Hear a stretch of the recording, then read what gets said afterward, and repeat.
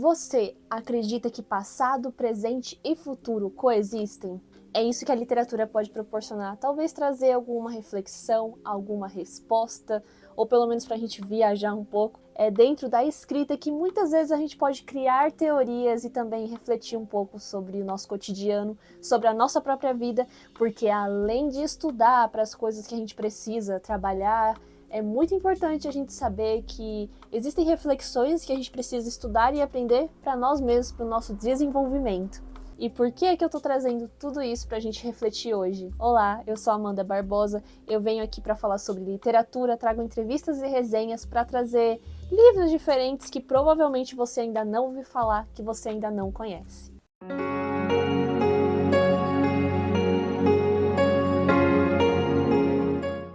E hoje eu vim falar sobre o livro Tempo Abstrato, que foi escrito pela Amanda Pickler e é uma narrativa sáfica que vai trazer um pouco sobre viagem no tempo, e é por isso que a reflexão já começa a partir daí. Aqui nesse livro a gente vai ter a protagonista Victoria, que é uma jovem de mais ou menos 24 anos, 25, tá nessa transição aí. E ela tá insatisfeita com a carreira dela, ela tá insatisfeita com a vida dela, ela já começa o livro, assim, nos primeiros capítulos, já com essa densidade, né? Essa coisa que ela busca, né? Porque que ela não tem algo melhor. Ela é formada em jornalismo, ela é uma jornalista que trabalha para uma revista, para um site de entretenimento. E é um entretenimento para falar sobre fofoca da vida dos artistas, e é isso que deixa ela mais indignada sobre como a vida tá. Mas tudo bem, ela aceita tudo aquilo porque são as condições que estão ali existentes naquele momento. Ela também convive com a amiga dela, a Isabel, a melhor amiga dela. Elas dividem um apartamento. Também vai trazer sobre a relação que ela tem com a família, né? Que são os pais, e ela também tem uma irmã mais nova, que sempre fica dando problema ali, que sempre tem uma questão pra resolver, e ela fica meio que tipo, meu Deus, por que eu tenho que resolver tantos problemas? Eu tenho uma família desse jeito, por que eu tenho um emprego ruim?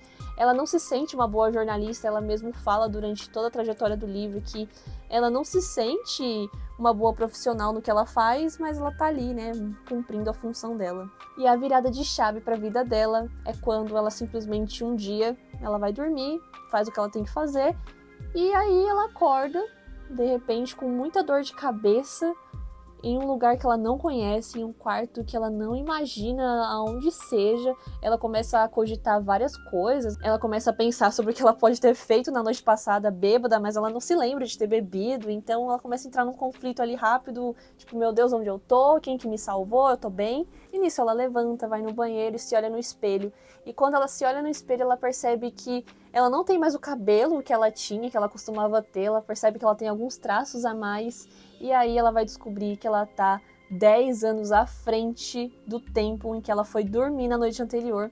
E aí tudo começa a ficar bagunçado neste momento. Ela vai reencontrar pessoas que acreditam que ela é ela daquele futuro de 10 anos pra frente. E ela tem que tentar agir da forma mais natural possível. Ela vai falar sobre essa questão da viagem do tempo com uma pessoa em específico, né?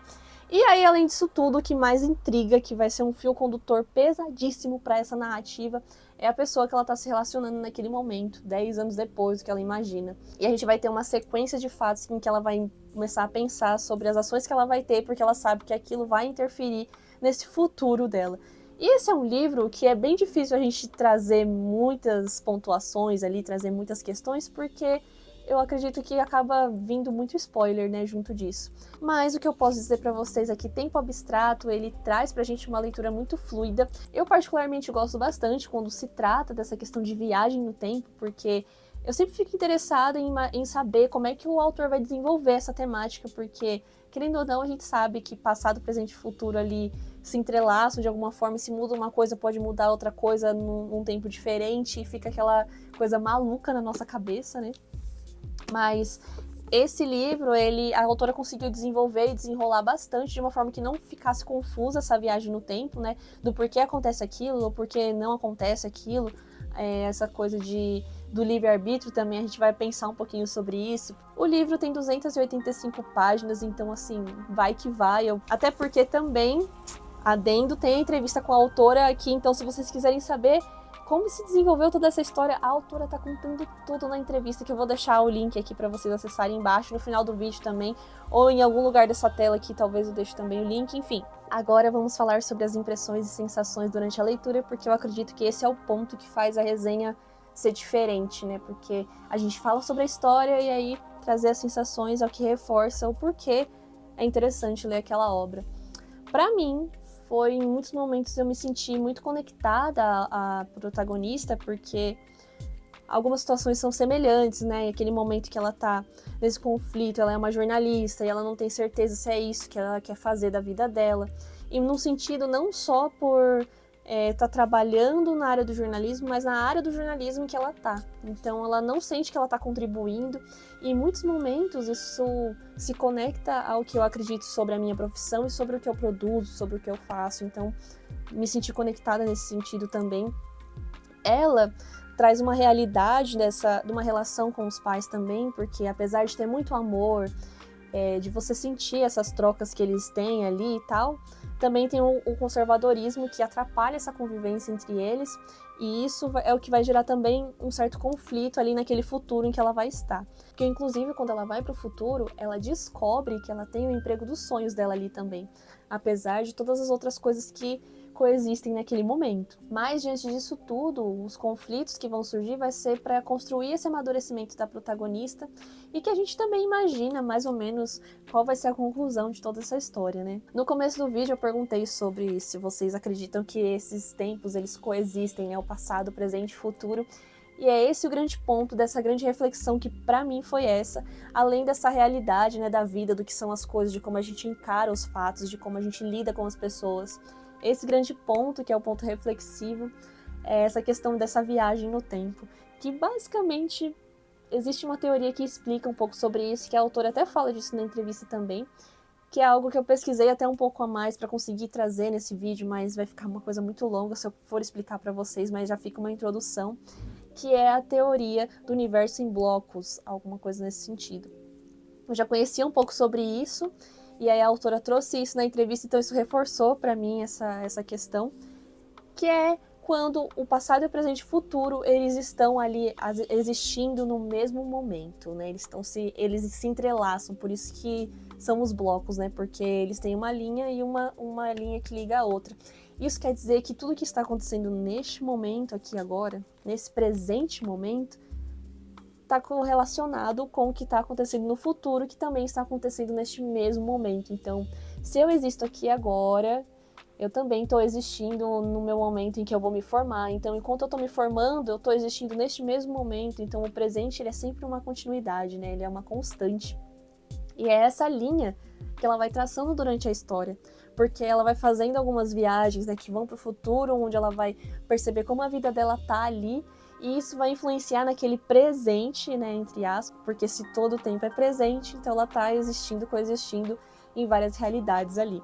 Então, isso quando ela viaja para esse tempo à frente, esses 10 anos, né, ou seja, 15 anos, quantos anos forem que ela vai viajar, quando ela retorna para essa versão dela desse presente, né, de 2022, que é onde a história se passa, ela já vem com questões que já estão pré-estabelecidas para aquele futuro. E é muito louco tudo isso, né?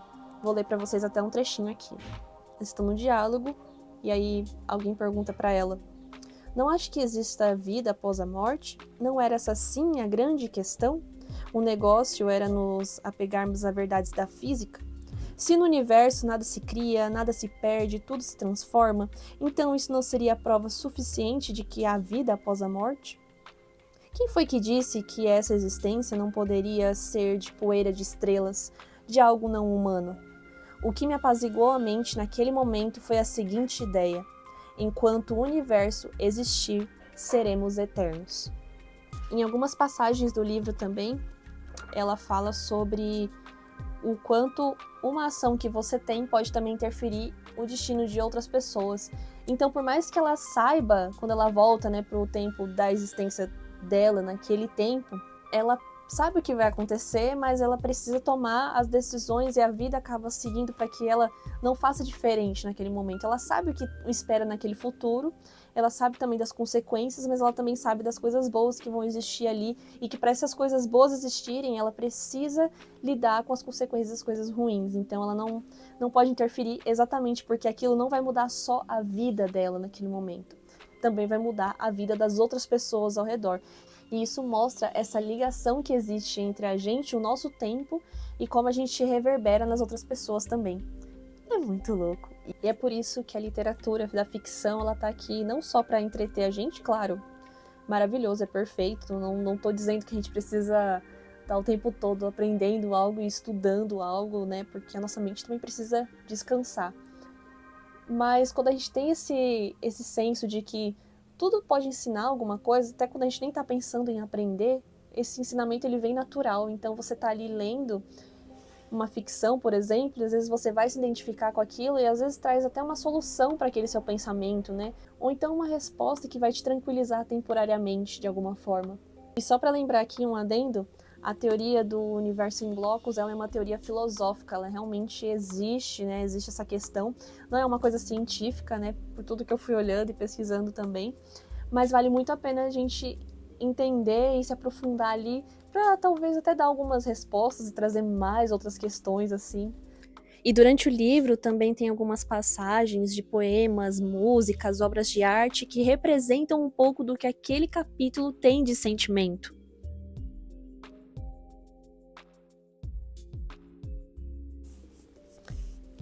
Esse livro tem um protagonismo bi, tá? Vou deixar isso aqui no ar. Então é uma literatura sáfica também. Espero que vocês tenham gostado. Valeu por quem ficou até aqui. E let's bora na literatura. Um beijo e até a próxima.